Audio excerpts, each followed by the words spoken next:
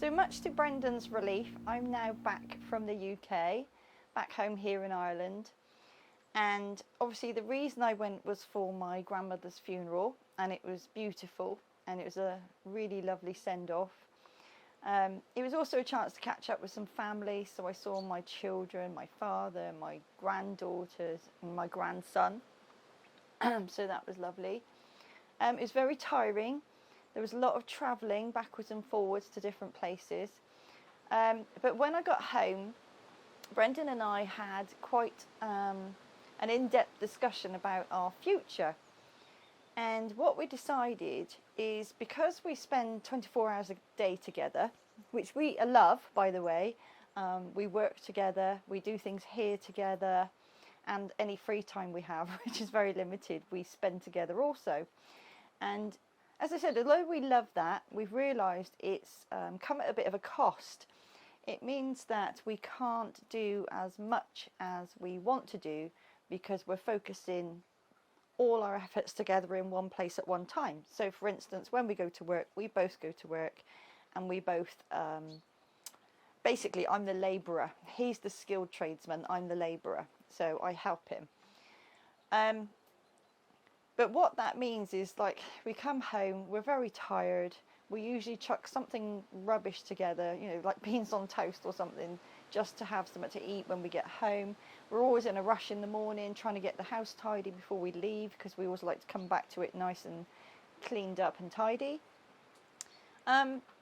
So we had a good talk, had a good think about it, and we've decided that, certainly for the time being, we're going to give it a trial, that Brendan is going to go to work alone, and I'm going to stay here and do the sort of housewifey duties, which I don't mind whatsoever. A few years ago, I probably would have been quite anti doing that, because I've always been very sort of a latent feminist in me, I guess, that I need to be out working and earning my own money, etc.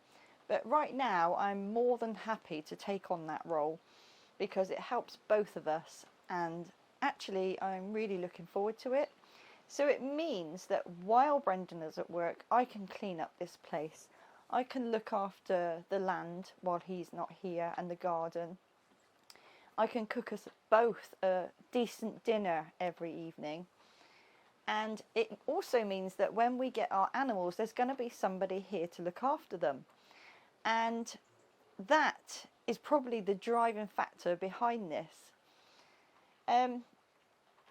Also, going back to when I was in the UK, I did a lot of travelling around, and there was travelling to my daughter's from the airport, then travelling up to the funeral and travelling back to her house, and then travelling up to the airport again.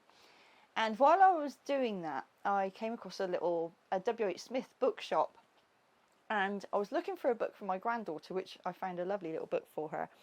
But it was buy one, get one free, and I spotted underneath a pile of books, there was a chicken book, How to Keep Chickens. So I brought that back as a present for Brendan, and knowing him, he's going to go through it cover to cover.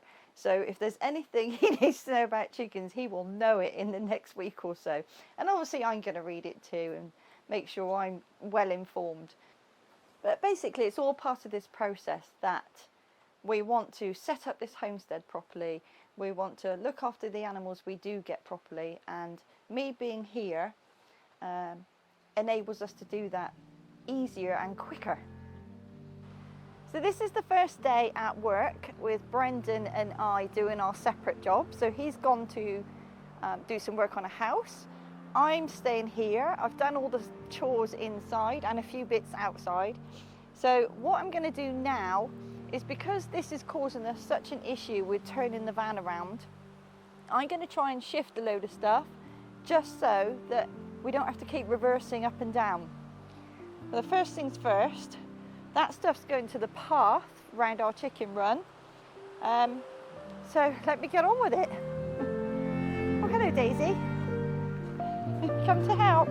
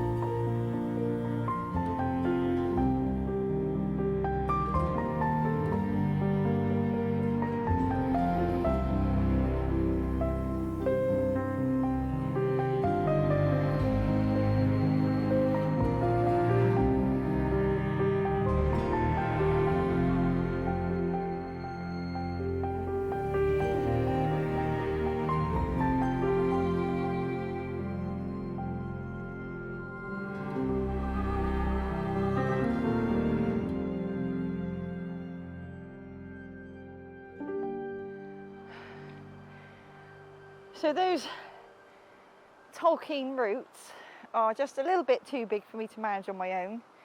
I think with Brendan's help we can probably shift them a little bit and possibly move them to wherever we're going to place it. We're thinking in just on the other side of this fence, so it won't have to move it too far. But once that's out of the way, we can actually turn around in here again. Got a little bit of bark mulch that we're going to be using on a couple of the beds, and that'll be gone. So yeah, one last stone there. I'll just get rid of that, and then when we've got a minute and Brendan can help, we will move these roots in that pallet, and that's it, it's done. Oh, at least that's something achieved.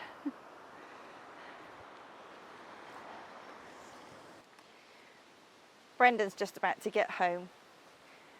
We're not used to being apart, and although obviously I went to the UK, it's different than when we're both here together. So I actually really missed him. It's strange being here without him. He's about to come up the drive because I've been tracking him. We've got these tracking apps because, well, let's just say I'm a little bit accident prone. And the last time I went for a wander off down the fields on my own, I ended up in the ditch. So it's probably a good idea that he insisted we have these little apps where we know where each other are. So just in case of any calamities. In other words, me falling over and, I don't know, breaking my leg or something stupid. Climbing up a tree maybe. Oh, I'm going to have a look, see if he's here. Hello, Mr. Robin. You coming down for some grubs?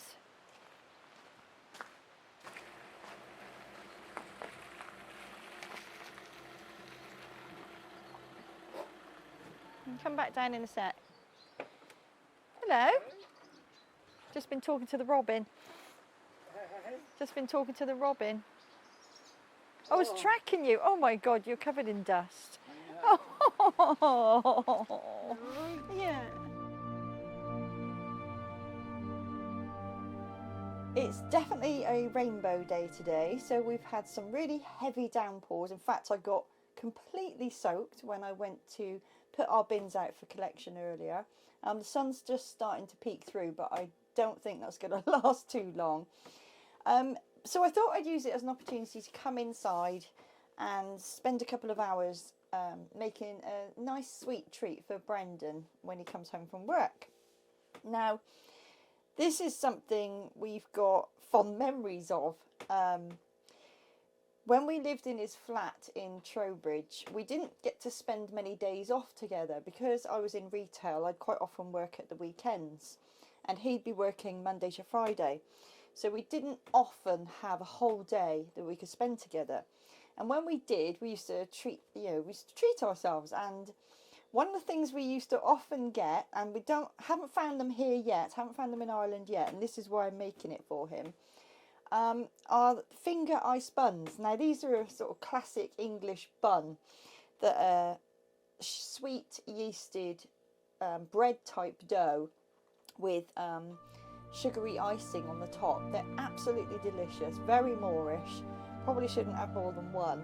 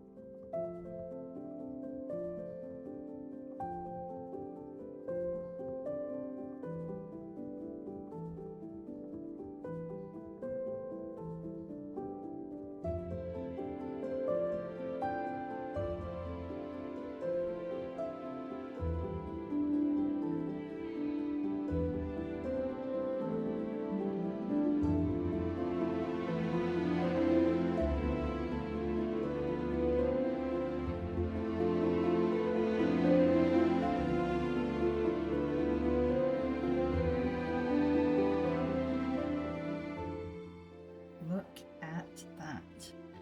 Oh, I just want to eat it.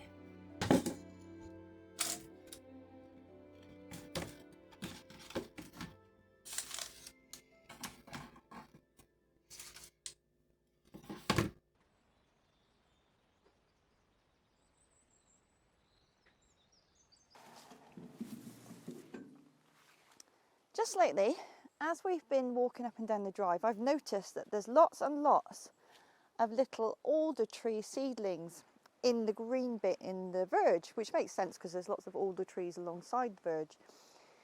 I'm going to go now and dig up as many as I can bring myself to, because there's a lot, hopefully to pot them up and grow them on. So that's what I mean. You can see what sort of size they are. They're really tiny, but I assure you, if I pot them, they will grow into nice little trees. So I'm going to see how many I can get. Number one.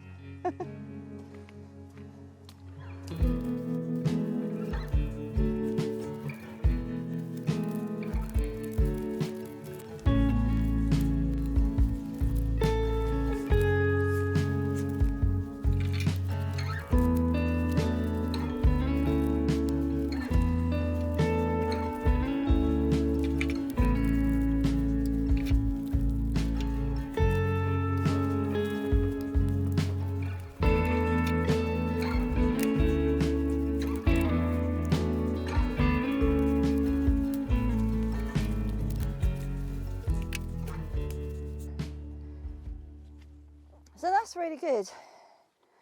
I got in excess of 20 trees, just like that, in what, 5 minutes.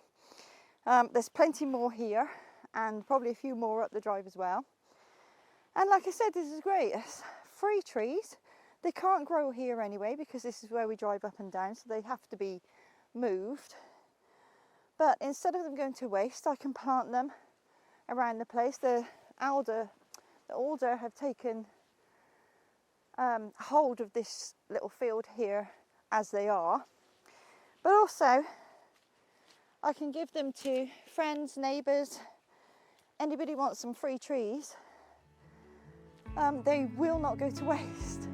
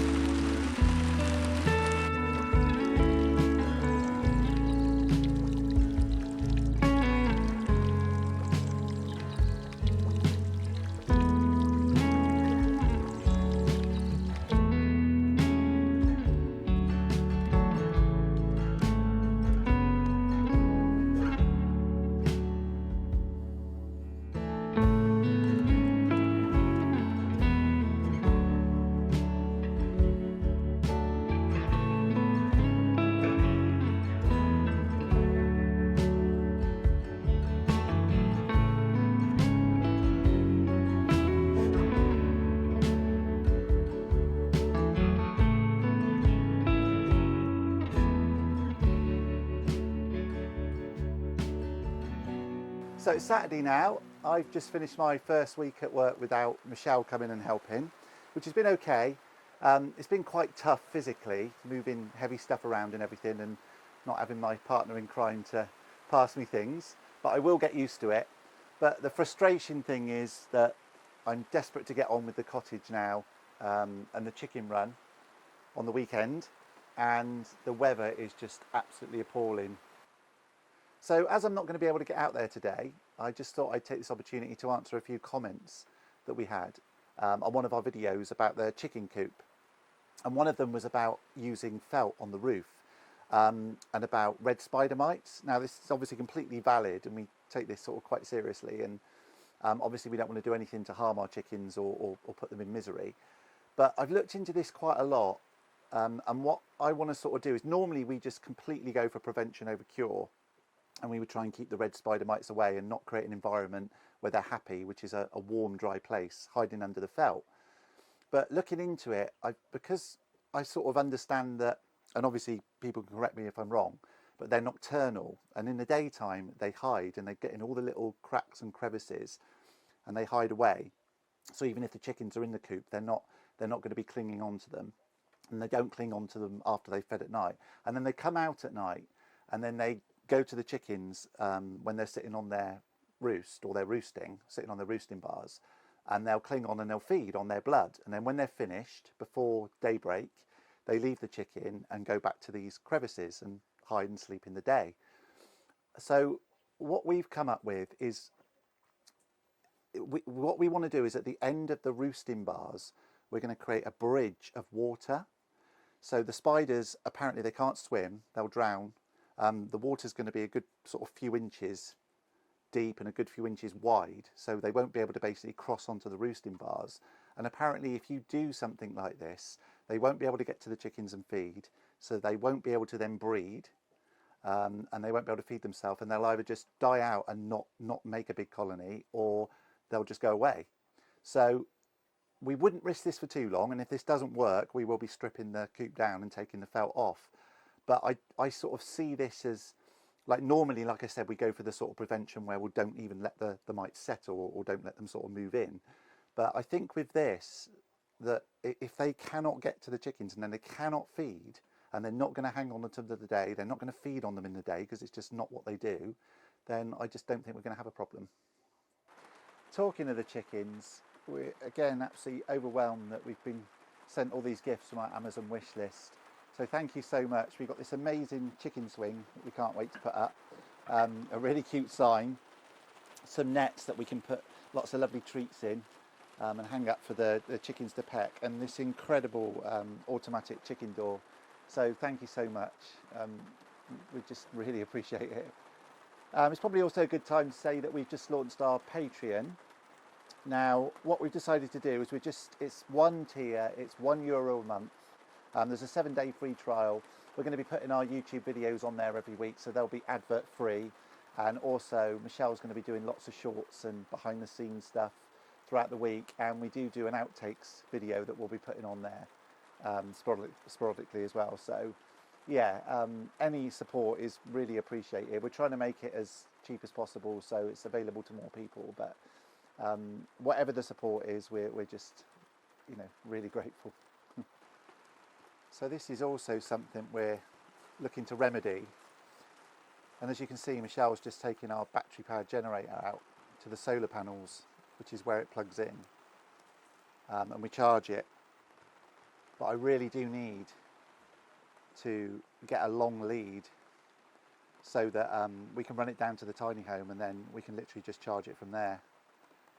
Because when the weather's like this, it is a little bit awkward.